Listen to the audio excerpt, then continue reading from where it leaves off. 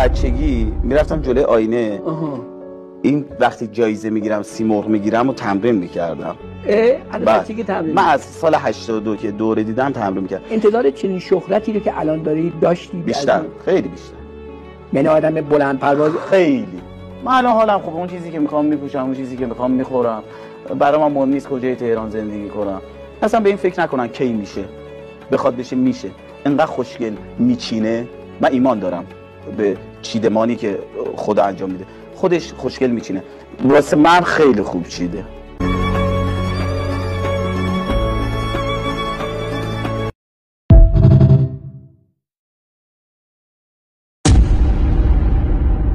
من از بچگی میرفتم جلوی آینه.